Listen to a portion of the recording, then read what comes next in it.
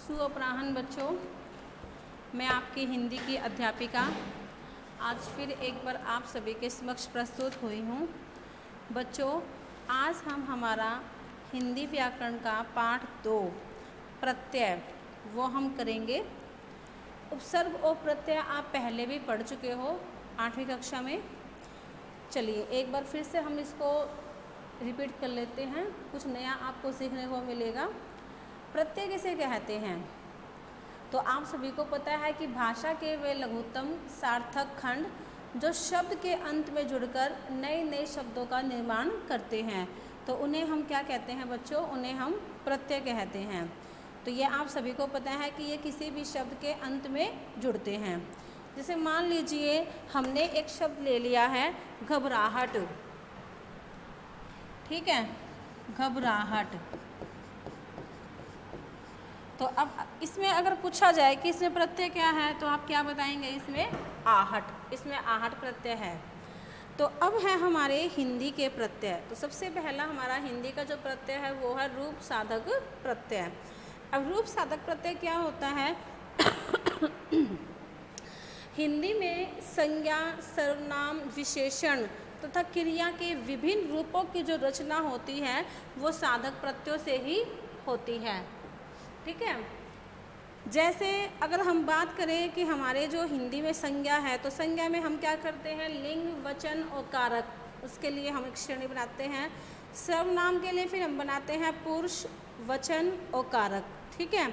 और क्रियाएं में हम क्या लेते हैं? काल लेते हैं, हम पक्ष लेते हैं, वृत्ति लेते हैं, वाच्य लेते हैं, आदि के लिए हम रूप परिवर्तित करते रहते हैं, ठीक है।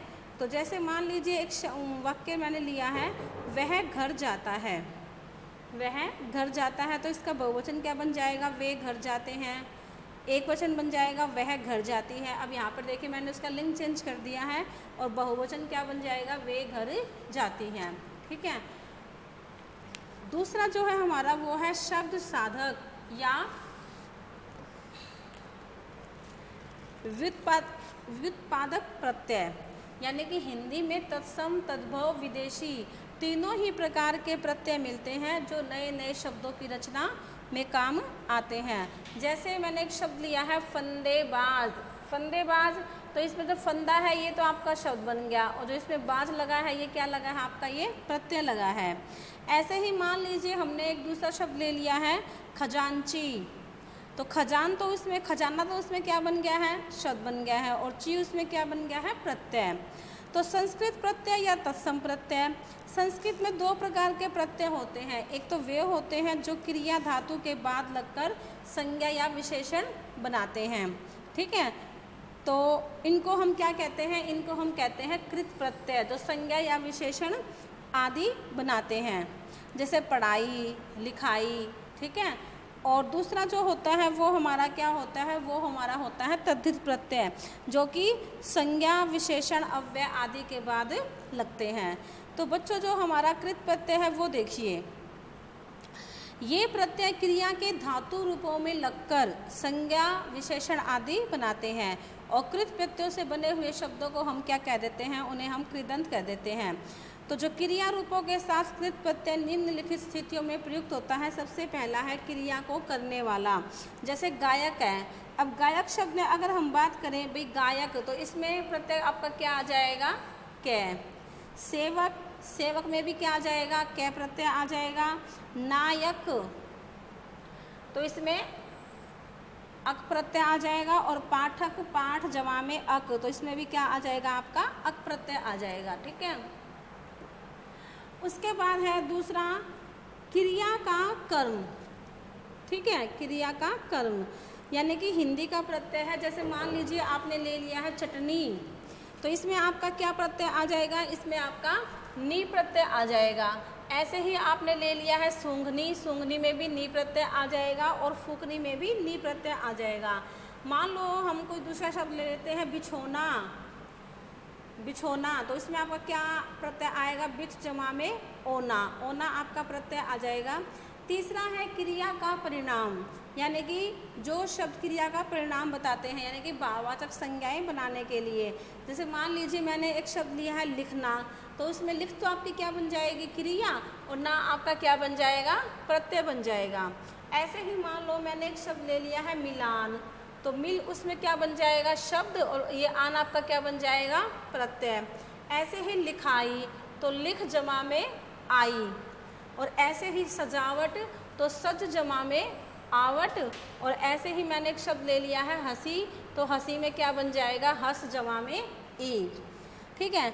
अगला क्या है, क्रिया को करने का साधन, यानी कि जिन शब्दों से क्रिया को करने का बोध होता है, कोई साधन का बोध होता है।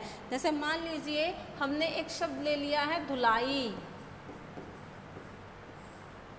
तो धुला आपका क्या बन जाएगा, इसमें शब्द बन जाएगा, और इसमें आपका क्या आ जाएगा, ई प्रत्यय आ जाएगा। ठीक है।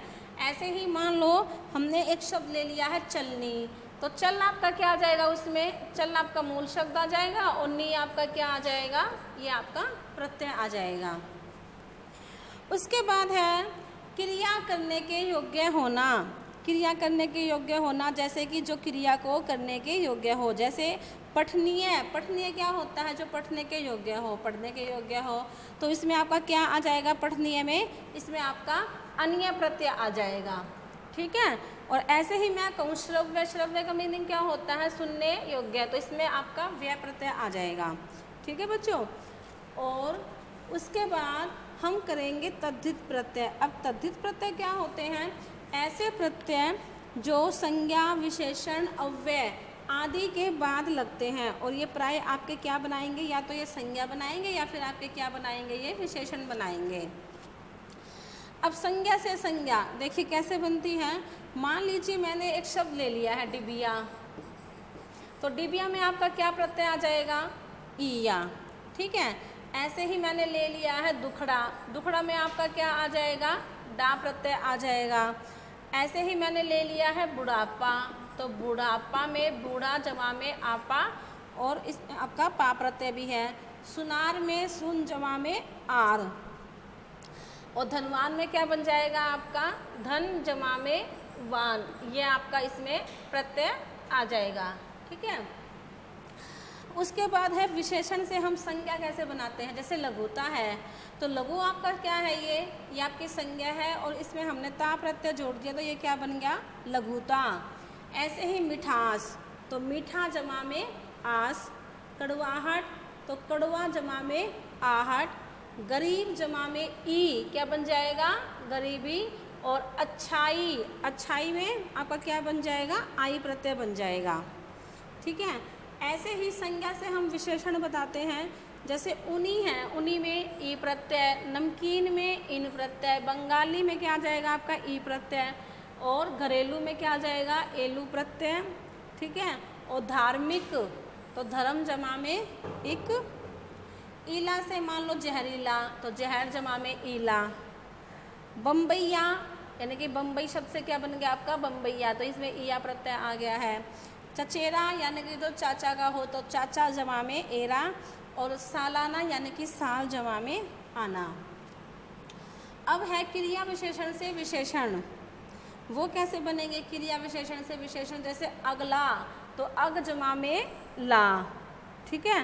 पिछला, इसमें भी आपका ला प्रत्यय आ जाएगा। अब है लिंग बोधक, यानी कि जो लिंग की पहचान कराए, जैसे भैंसा, आ प्रत्यय है। मोसा, आ प्रत्यय है। जीजा, आ प्रत्यय है। उसके बाद है आपका स्वर बोधक प्रत्यय, जिसमें आपके क्या लगते हैं, तर और तम। जैसे हम कहें उच्च का क्या बन जाएगा, उच्चतर और उच्चतम। उसके बाद है व्यवसाय सूचक प्रत्यय, यानी कि जो व्यवसाय के बारे में बताते हैं, जैसे सुनार, तो सुन जमा में आर। हम कह देते हैं पान वाला, तो पान जमा में वाला, पान वाला।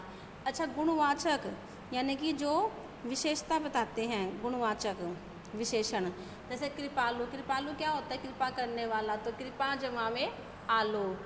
ऐसे ही गंवारू, तो गौ जमा में आरू, गंवारू। ऊ भी इसमें प्रत्यय हो सकता है, और आरू भी हो सकता है। तो टिकाऊ में टिक जमा में आऊ, ये क्या बन जाएगा आपका, टिकाऊ। उसके बाद है कर्तृवाचक। अब कर्तृवाचक क्या होता है, जो काम को करने वाला होता है, जैसे घुमक्कड़, तो घुम जमा में अक्कड़। तैराक, तैर जमा में आँख। गवैया, इसमें वैया प्रत्यय आ जाएगा। लड़ाकू, लड़ जमा में आँखू। और मरियल इसमें ईयल प्रत्यय। ठीक है, उसके बाद है भाववाचक, भाववाचक संज्ञा। ठीक है, जैसे मिठास है तो मीठा जमा में आस, अपनापन अपना जमा में पन, बूढ़ा जमा में आपा, ये क्या बन जाएगा बुढ़ापा। ठीक है, और इसमें आपका आपा भी हो सकता है और पा भी हो सकता है। घबराहट तो घब जमा में आहट, मित्रता मित्र जमा में ता, भलाई में भला जमा में आई भलाई, और मिलावट में मिल जमा में आवट। उसके बाद है हमारे विदेशी शब्द। विदेशी शब्द यानी कि वे प्रत्यय जो उर्दू फारसी के शब्दों के अंत में जुड़ते हैं, जिसे हम कहते हैं सालाना, तो साल जमा में आना। खतरनाक खतरनाक, इसमें नाक प्रत्यय आ जाएगा। दुकानदार दुकान जमा में दार प्रत्यय। धोखेबाज सॉरी, तो इसमें बाज प्रत्यय आ जाएगा आपका। और कमीना, कमीना में क्या आ जाएगा ईना। ठीक है, उसके बाद है तीरंदाज यानी कि तीर जमा में अंदाज। कलमदान कलम जमा में दान, और दौलतमंद यानी कि दौलत जमा में मंद। ठीक है, कुछ शब्द ऐसे होते हैं जिनमें उपसर्ग और प्रत्यय दोनों का ही प्रयोग होता है, जैसे उपकारक है, उपकारक। ठीक है, तो उपकारक में आपका जो उपसर्ग है वो तो क्या है उप है, और जो कार है ये आपका मूल शब्द है, और अक इसमें ये आपका क्या है ये प्रत्यय है। ठीक है, ऐसे ही हम कह देते हैं निलंबित, तो इसमें अगर हमें छांटने के लिए कहा जाए तो हमारा ये उपसर्ग क्या है नी। ठीक है, और लंबित ये क्या है निलंबित, ये भी मूल शब्द है, और इत इसमें क्या आ जाएगा आपका ये आपका प्रत्यय आ जाएगा। ठीक है, तो प्रत्ययों के आधार पर शब्द निर्माण के कुछ प्रमुख बिंदु होते हैं। वो क्या है कि मूल शब्द में एक बार में केवल एक ही प्रत्यय जोड़ा जाना चाहिए। जैसे सुंदर से क्या बन जाएगा सौंदर्य, सुंदर से सौंदर्य तो बन सकता है, पर दूसरा प्रत्यय ता नहीं जोड़ा जा सकता, सौंदर्यता नहीं हो सकता। ठीक है, इसी तरह से पूजा शब्द में दो अलग अलग प्रत्यय जोड़कर पूज्य तथा पूजनीय शब्द तो बन सकते हैं, पर पूजनीय नहीं बन सकता। पूजनीय, पूजनीय ये आपका नहीं बन सकता। तो प्रत्यय जोड़ते समय शब्दों के स्वरूप में होने वाले ध्वनि परिवर्तनों का भी ध्यान रखना चाहिए। इसी प्रकार विशेषणों में एक प्रत्यय जोड़कर भाववाचक संज्ञा बनाने से पहले संधि के नियमों का ध्यान रखना चाहिए। किसका ध्यान रखना चाहिए संधि के नियमों का। ठीक है, यदि मूल शब्द के आरंभिक अक्षर में आ स्वर हो तो उसका रूप नहीं बदलेगा। आरंभ में आ स्वर आ जाए तो उसका रूप नहीं बदलेगा। व्यापारिक व्यापार जमा में इक, और कुछ शब्दों में वृद्धि जो है वो दो स्थानों पर भी हो सकती है, जैसे परलोक जमा में इक, तो वो क्या बन जाएगा पारलौकिक।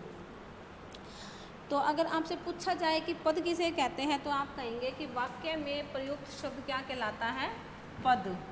और जो शब्द निर्माण की प्रक्रिया है वो कितने प्रकार से हो सकती है, वो 3 प्रकार से हो सकती है। उपसर्गों के द्वारा, और किसके द्वारा प्रत्ययों के द्वारा, और उसके बाद आपकी हो सकती है समास के द्वारा। ठीक है, और उसके बाद फिर हम कहें कि भाई उपसर्ग किसे कहते हैं, तो उपसर्ग वे शब्दांश होते हैं जो किसी शब्द के आरंभ में लगकर नए शब्दों का निर्माण करते हैं। ठीक है, और जो उपसर्ग होते हैं वो आपके तत्सम, तद्भव और विदेशी होते हैं। और प्रत्यय क्या होते हैं, प्रत्यय वे शब्दांश होते हैं जो शब्द के अंत में लगकर अर्थ में परिवर्तन ला देते हैं। उपसर्ग और प्रत्ययों का जो है प्रयोग वो स्वतंत्र नहीं होता। तो बच्चों, मैं उम्मीद करती हूँ कि आपको यह पाठ अच्छी तरह समझ में आ गया होगा। धन्यवाद।